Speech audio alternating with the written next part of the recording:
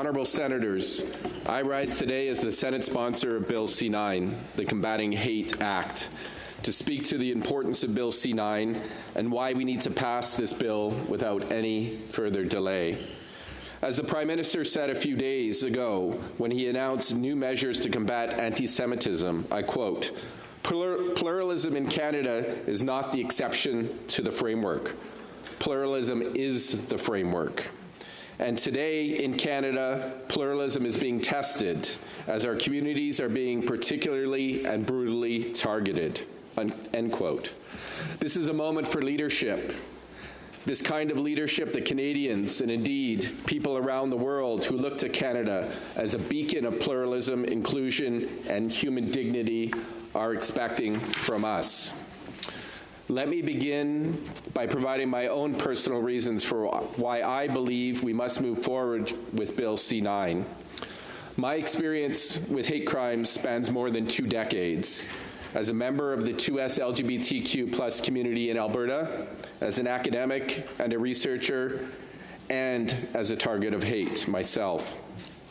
I've helped support the Edmonton Police Service's Hate Crimes Unit and promote safe spaces for everyone in public spaces like universities. I've engaged in police training for new recruits and supported restorative justice practices. I have also served as an elected co-chair of the Edmonton Police Chiefs Community Advisory Council, a body composed of representatives from Jewish, Muslim, Asian, Black, Indigenous, and 2S LGBTQI+ communities. And through all of it, I've heard one message consistently repeated by Edmontonians who have been targeted. We do not feel safe. We do not feel seen. And we do not feel the law is there to help us at our time of greatest need. Bill C-9 is our answer to those responses. It is an opportunity for Parliament to say, with unwavering moral clarity and with the strength of criminal law, that our country sees you, Canada will stand with you, and that hate will not be tolerated in this country. Honourable colleagues, after hearing about 17 hours of testimony, meeting with 50 witnesses, and reading over 40 written briefs, as my honourable colleague Senator Senior said in her speech yesterday, the Senate Standing Committee on Human Rights heard clearly that Canada must protect vulnerable communities from hate, while also upholding the rights to freedom of expression and freedom of peaceful assembly. I believe Bill C-9 does just that. Let us look directly at what is happening today in Canada. The data is stark and sobering, and this urgent situation demands our full attention. According to Statistics Canada, police-reported hate crimes have now risen for 6 consecutive years. From 2018 to 2024, the number of hate crimes in Canada has more than doubled, an increase of 169%. In absolute terms, Canadian Police Services reported 4,882 hate crimes in 2024. The rate of hate crime per 100,000 population more than doubled from 2018 to 2024, even as the overall crime rate increased by only 3% over that same period. While overall crime has remained relatively stable, hate crime has exploded. The single sharpest spike came between 2022 and 2023, when police-reported hate crimes increased by 34% in a single year, reaching 4,777 incidents. This was the 3rd sharp increase in 4 years and demonstrated that the number of police-reported hate crimes has more than doubled since 2019. These statistics were repeated by police associations and hate crimes units who came to testify at the Human Rights Committee. As Deputy Chief Robert Johnson said, quote, "When it comes to addressing hate-motivated crimes, communities across Canada are telling us they've lost confidence in the criminal justice system's ability to address their concerns. It is our belief that the amendments proposed in Bill C-9 can assist in reassuring and restoring public confidence in the criminal justice system by strengthening the ability of police and Crown prosecutors to respond to hate crime offenses." End quote. We know from the testimony of victims, service providers, and law enforcement professionals that hate crimes are amongst the most chronically underreported offenses in Canada. The federal ombudsperson for victims of crime has noted that the clearance rate for nonviolent hate crimes stands at just 13.8%, significantly lower than the 30.6% clearance rate for other nonviolent crimes. The RCMP reported that between January 2025 and April 2026 alone, it recorded 994 hate-motivated crimes, of which only 13% were cleared. These are not merely statistics. Each number represents a person or a family or a community experiencing targeted hate, fear, and intimidation.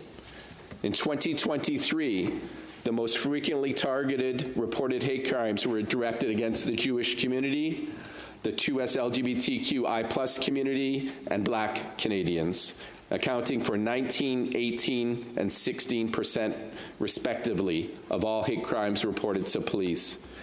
Anti-Muslim hate crimes have also surged dramatically. Between 2022 and 2023, they increased by 94%. Hate crimes motivated by race and ethnicity have risen for 5 consecutive years. South Asian communities saw a 35% increase in 2023.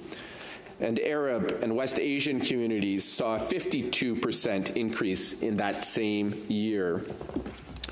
The 2S LGBTQI+ community has experienced an exponential rise in hatred. Since 2016, anti-2S LGBTQI+ hate crimes have grown by 274%. In 2023, police reported hate crimes targeting sexual orientation spiked to 889 incidents.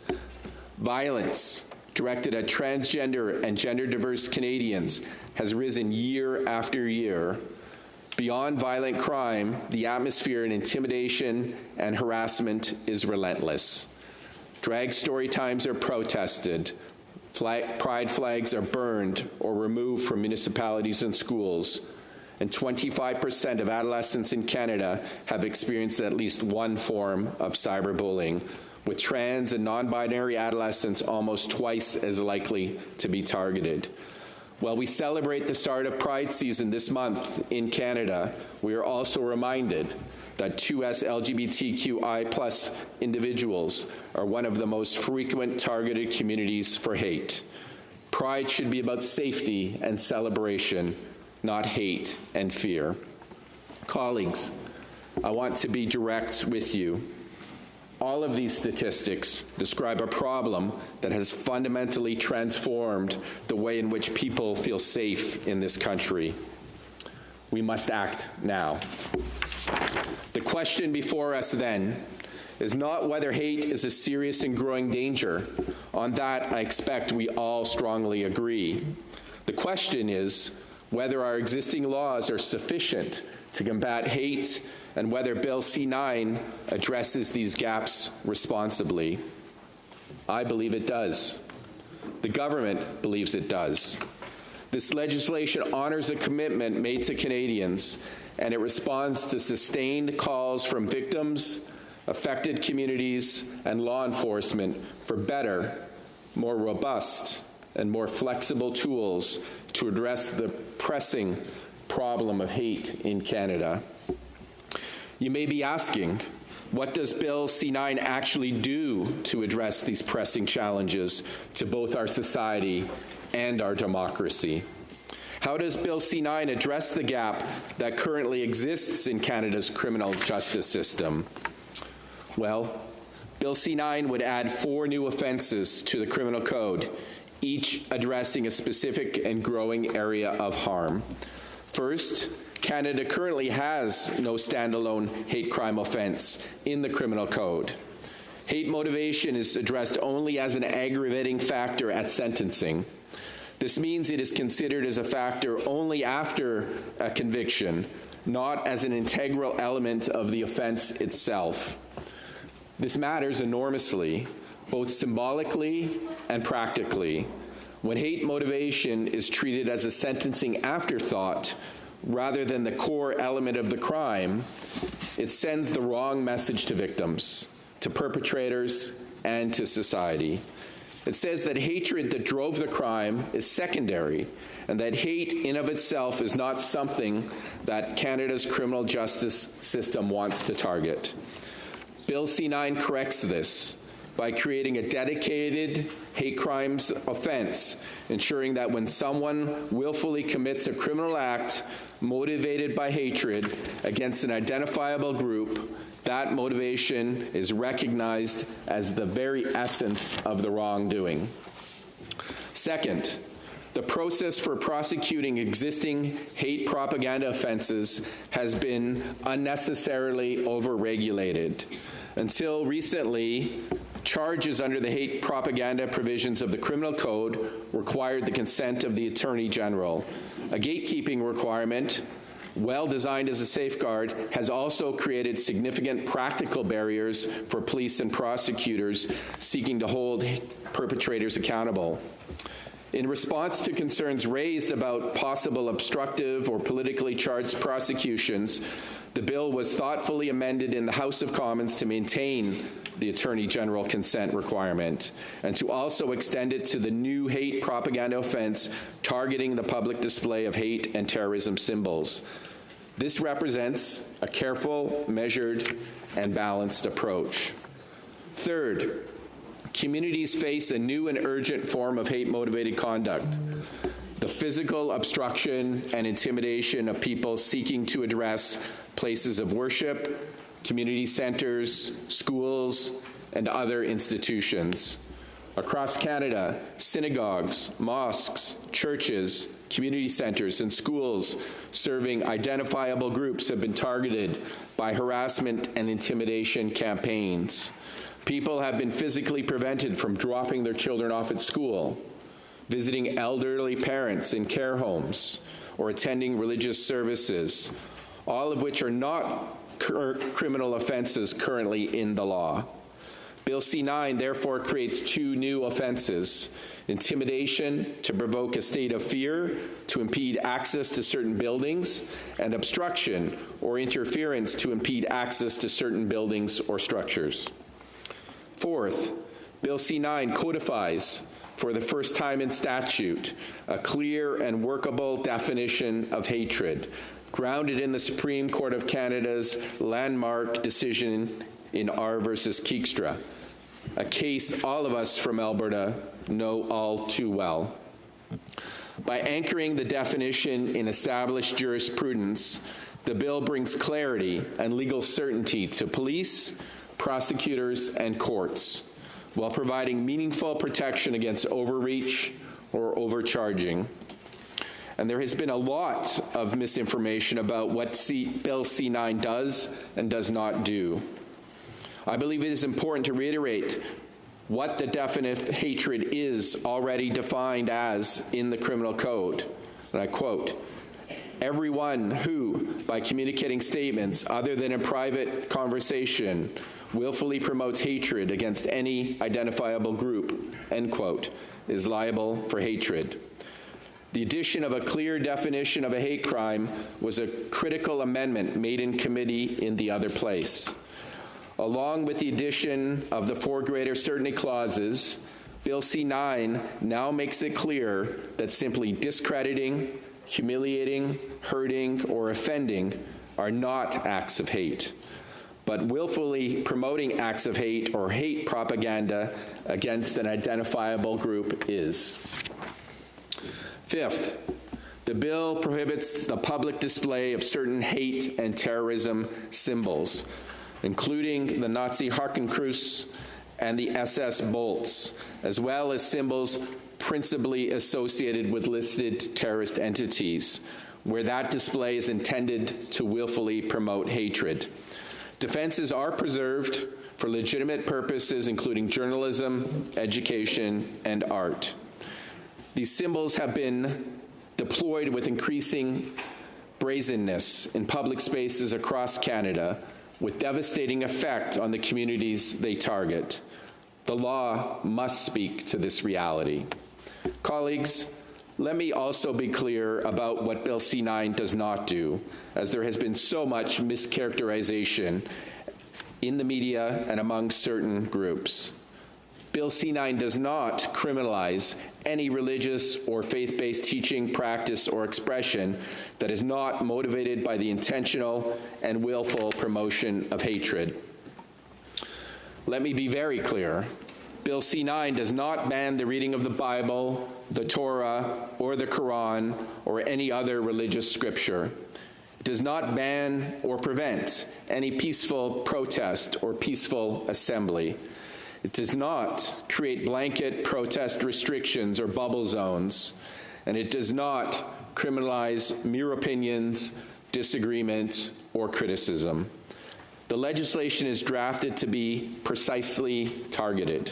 It addresses criminal conduct, and it does so while respecting freedom of religion, freedom of speech and expression, and the right to peaceful protest.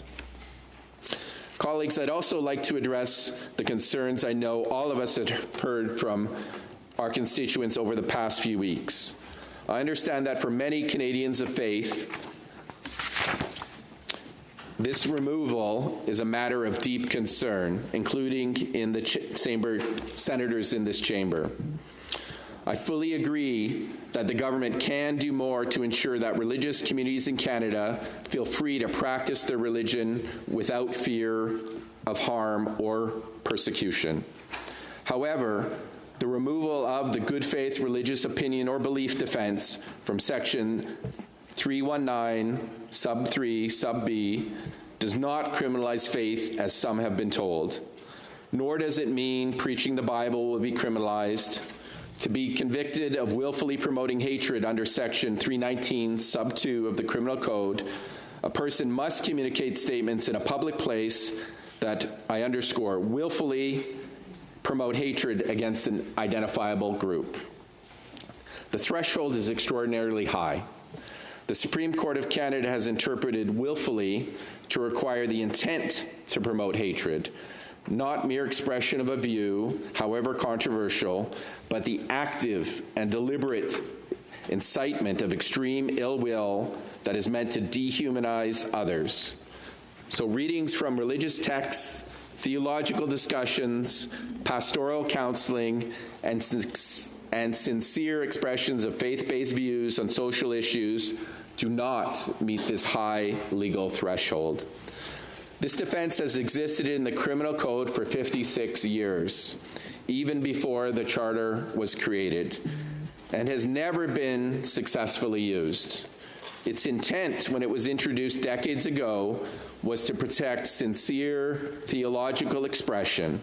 In practice, however, this defense has created an anomaly, a category of speech that willfully promotes hatred against identifiable groups, but evades criminal accountability solely because it is framed in religious terms. As the Minister of Justice told the Senate Human Rights Committee, quote, "The shift of the protections of the religious defense instead to a clarifying provision that clearly demonstrates that the good faith practice of your religion is not a hate crime to begin with, rather than operating as a defense to what would otherwise be a hate crime, is a more accurate reflection of what the law ought to be in Canada," end quote. He reiterated this point in the Senate chamber last week when stating clearly that religious exemption defense suggests, quote, that practicing your faith is a hate crime that demands the protection of a defense. It recognizes that, by definition, the ordinary practice of faith is not a hate crime to begin with. That is a more reflection of what the law should be in this country, end quote. So the fundamental principle of equality before the law demands that the same conduct, the willful promotion of hatred against an identifiable groups of Canadians, carries the same legal consequences, regardless of whether it is motivated by religious conviction, political ideology, or any other belief system. A person who willfully promotes hatred against Jewish Canadians because of political extremism can be prosecuted. A person who does the same thing while claiming religious authority has been able to escape accountability entirely. This inconsistency is not a feature of a fair legal system. It is a flaw. The government introduced a for greater certainty clause in the bill to make this explicit. This clause affirms that nothing in the hate propaganda provisions is intended to prohibit or has the effect of prohibiting statements made in good faith and based on a belief in a religious text. The definition of hatred that has been codified in this bill, drawn directly from R versus Keekstra, further constrains prosecutorial overreach by requiring that statements amount to the expression of detestation and vilification of an identifiable group to a degree that is likely to cause discriminatory treatment. Honorable colleagues, consider the practical reality. Canada's existing hate propaganda laws are the most rarely prosecuted in the world. The Attorney General consent requirement provides a further layer of protection. These are not laws that are being wielded carelessly. They require a high threshold of conduct, multiple levels of prosecutorial oversight, and the full weight of constitutional protections, including the Charter's guarantee of freedom of religion and freedom of expression, which did not exist when this section was originally included in the Criminal Code of Canada. For faith-based communities who have expressed concern, your right to read sacred texts, to teach the tenets of your tradition, to express sincerely held theological beliefs, to counsel your congregations, and to advocate for your values in the public square are not threatened by this legislation. What is removed is a blanket shield that allowed the deliberate incitement of hatred against Canadians to evade prosecution simply because the speaker wrapped it in religious language. That shield was never intended to protect genuine faith. It was a loophole, and this bill closes it. I acknowledge, as I did at second reading, that the way this amendment was introduced, which was at the committee stage in the other place, without prior witness testimony significantly directed at that clause, is a matter that the Human Rights Committee took seriously. The committee's study of this bill has been thorough, inclusive, and based in evidence that this important issue deserved. And I believe that review reinforces rather than undermines the case for passing this bill. Honorable Senators, the breadth of the testimony we heard at the Human Rights Committee from law enforcement, legal experts, community organizations, academics, and faith communities has only strengthened my conviction that this bill is ready for passage. Let me briefly share some of what we heard. From law enforcement, the Canadian Associations of Chiefs of Police described Bill C-9 as a balanced and principled approach to strengthening public safety and ensuring hate crimes laws are applied consistently and responsibly. Law enforcement witnesses testified that the creation of a standalone hate crimes offense will meaningfully change how police investigate and how Crown attorneys prosecute hate-motivated crimes. When hate motivation is built into the offense itself, not merely as an aggravating factor after the fact, police can investigate from the outset with that lens, gather evidence purposefully, and present a case that reflects the full nature of the crime. This is a significant and practical benefit for victims and vulnerable communities who want to see the hatred that motivated the crime against them recognized by the justice system.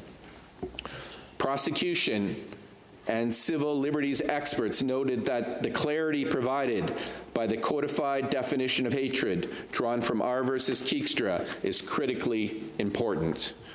Before this bill, the definition was scattered through case law, making it difficult for frontline officers and Crown prosecutors to assess whether conduct met the threshold for charging. A clear statutory definition creates consistency across Canada and reduces the risk of both undercharging and overcharging. Before I speak to what we heard from representatives of the Black community, I would first like to thank Senator Bernard, Senator Senior, and Senator Ince for their leadership in bringing forward thoughtful and meaningful perspectives and amendments to Bill C-9.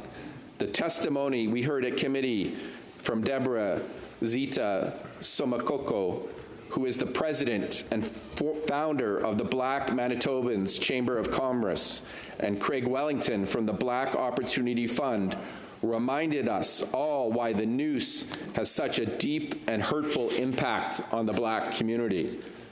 That symbol does not carry an abstract meaning. It carries a specific history of racial terror directed at Black Canadians and Black communities across this hemisphere. Its inclusion in this legislation is a statement that criminal code acknowledges that history and refuses to ignore it. From the Jewish community, the Center for Israel and Jewish Affairs provided testimony that was both powerful and precise. Their witnesses noted that the bill's definition of hatred mirroring the exact language of R versus Keekstra ensures both clarity and constitutional robustness. They described how Jewish institutions, schools, synagogues, community centers have been repeatedly targeted by harassment and intimidation campaigns, and why the new intimidation and obstruction offenses are urgently needed. As they said so movingly before the committee, nobody should fear dropping their children off at school, visiting an elderly parent, or attending a religious service. Their testimony underscored that the bill has broad support from Jewish organizations across the country, and that passing it would send a clear message that Canada will not tolerate hate-motivated violence, intimidation, or support for terrorism. In their words, quote, "While Jews may be the target today, what extremists are aiming at is something bigger, our Canadian way of life," end quote. Representatives of Muslim communities provided testimony both in support of the core provisions of the bill and with specific concerns about particular aspects. The National Council of Canadian Muslims raised concerns about the specific symbols in the bill, noting that individuals bearing certain Islamic scripture symbols may be inadvertently captured if terrorist groups have appropriated those symbols. These are legitimate concerns, and one reason why the For Greater Certainty clauses were designed to address these concerns. From the 2S LGBTQI+ community, witnesses underscored the severity of the threat faced by our community. Since 2016, anti-2S LGBTQI+ hate crimes have grown by 274%. Trans and non-binary Canadians are facing increased levels of hate and targeted discrimination, both in person and online. Some provincial governments across Canada have also taken actions that have harmed the trans and non-binary community. Community organizations describe the effect of living under a constant threat of violence and harassment and what that cumulative effect this trauma has on the community. Bill C-9 signals in the strongest possible terms that Canadian society does not sanction this conduct, and we will not allow it to continue.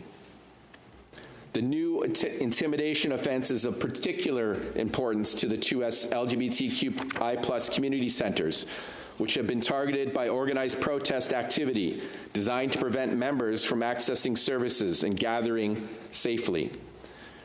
The bill proposes a legal mechanism to address these pressing issues. The committee heard from First Nations and Métis witnesses who raised critical questions about the application of this legislation to Indigenous communities. The denial of the atrocities of residential schools and the dehumanization of Indigenous peoples can constitute hate in its own right, and the committee heard calls for the bill's application to be interpreted and enforced with that history in mind. Lastly, the committee heard from multiple faith communities, and I want to acknowledge the testimony with its seriousness it deserves. The Anglican Church shared their belief that the repeal of the religious defense could create new uncertainty around religious teaching and discussion. Witnesses from the Christian faith community spoke about the effects that can arise from complaints, investigations, and legal costs, especially for smaller faith-based communities.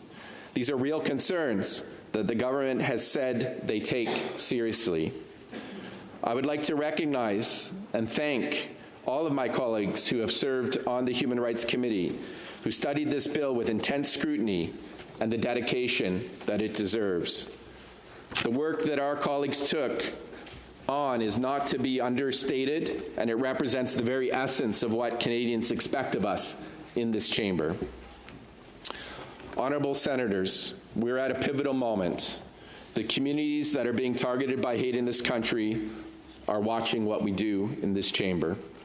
They are counting on us. They need to know parliamentarians stand with them, that their safety is a priority, and that Parliament will not allow hate to grow unchecked in our communities. I've heard from parents who are afraid to send their children to school. I've heard from elderly Jewish Canadians who would hesitate to attend a synagogue. I've heard from transgender Canadians who fear leaving their homes. I've heard from Muslim Canadians who feel the hostile gaze of strangers and wonder whether they are safe. I've heard from Black Canadians who are exhausted by the relentlessness of hatred directed at them. These are not abstract concerns. This is their lived reality in 2026. There are those who would argue that this bill goes too far. There are others who argue it does not go far enough. There are those who fear that some of its provisions will be misused, and those whose primary concern is that they will not be used enough. These debates are robust and healthy. They reflect the complexity of the issues at stake, and they are the reason that Parliament has spent months studying this legislation carefully. Honourable Senators, perfect cannot be the enemy of the good. The communities being targeted by hate crimes in Canada have waited long enough. They have watched for years as hate crimes have doubled, as intimidation has grown bolder, as symbols of genocide and terror have been brandished in public with impunity. They have been told that the law will protect them, and they have seen the law fall short. This bill does not solve every problem. It is, as witnesses before the Human Rights Committee rightly noted, not a panacea, but it is a meaningful, principled, measured, and constitutionally grounded step forward, and it is needed now. Bill C-9 will not end hatred. No law can do that. Hatred lives in the human heart, and it is challenged ultimately by inclusive education, the recognition and celebration of culture, building welcoming and respectful communities, and through the long, slow, yet unwavering work of building the kind of country where every person belongs, where every Canadian deserves acceptance and safety. But the law matters. It matters because it sets the standard. It matters because it tells victims that their suffering is recognized and that the state stands beside them. It matters because we tell perpetrators that there are consequences for choosing to act on hatred. And it matters because it tells every Canadian, whatever their identity, whatever their faith, whatever their background, that they are equal in the eyes of the law and equally deserving of protection. This is the Canada we believe in. This chamber has a proud tradition of protecting minority rights. The Senate was designed, in part, to be a check on the tyranny of the majority, to ensure that rights and dignity of those who are outnumbered are not sacrificed for political inconvenience. Today, I'm asking this chamber to fulfill that promise, that purpose. Let us pass Bill C-9. Let us send a message to every Canadian who has been targeted for who they are, that they are not alone, that this Parliament stands with them, that in Canada, hatred does not win. I urge all honourable senators to support this bill. Thank you. Merci. Miigwech.